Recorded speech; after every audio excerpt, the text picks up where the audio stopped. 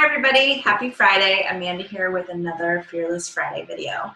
And today we're going to be talking about loneliness. So when you go through divorce, typically you'll go through a stage of time where you experience a lot of loneliness. And this is normal and to be expected. But what I want you to do is look at the loneliness as an opportunity to go deeper. So there's surface loneliness, which can obviously come up when you're just getting used to not being with somebody anymore, or when your children are spending time with the other parent, or all sorts of stuff like that. And that's to be expected, like I said. What we want to look at is like a deeper loneliness that can be there. So this can manifest itself in just like really not wanting to be alone at all, just like constantly needing people, constantly needing stimulus, and searching for something to fill you up. So this can look like you just needing to book things all the time to keep yourself busy, or leaving your house and going out and being with people because you don't want to really be alone and you don't really want to face yourself. So this is a sign that you need to do some more deep inner work and heal that part of yourself so that you can actually rest and be okay in the loneliness. So this is a process. And what I want you to do is to sit with the loneliness. So it's really easy to want to avoid it. Like I said, and a lot of times people want to fill it up with people, with things, with parties, with drinking, with sex, with anything that can really distract them from really facing the loneliness.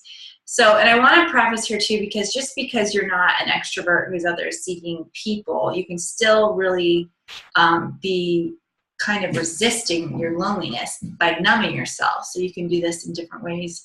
Like I just said, it could be, doing athletic sports, or distracting yourself with work, or distracting yourself with drugs, or something that can just numb you from the reality of facing your loneliness. So the best thing to do is to face it head on, which means you have to create some space for you to actually go in and face it.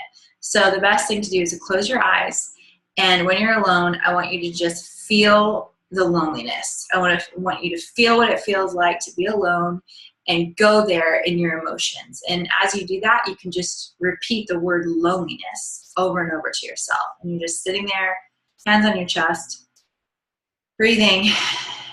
You can just think about loneliness and envision that loneliness and allow yourself to actually feel it.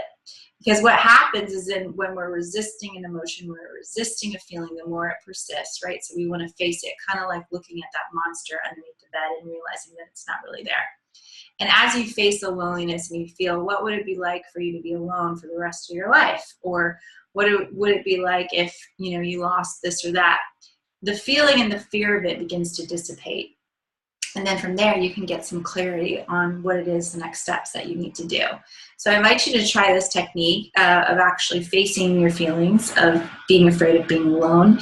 And I want you to invite you to think about going deeper and looking at where this is stemming from. Typically, this can be a codependent style person, or somebody who has an anxious attachment style, or somebody who has some childhood wounds that need healing, which is what I do and what I'm passionate about helping people do. So I've already gotten on the phone with a lot of people to speak who took advantage of my clarity call sessions, who was able to help them break through and see beneath the surface. So a lot of you come to me and you've got a surface issue you're talking about, whether it's the settlement and going to court over, or a new guy you're dating and what's showing up for you there. And we kind of go deeper and look at why this is being created in your life. So I want to invite you to question what this loneliness is stemming from and how to cope with it.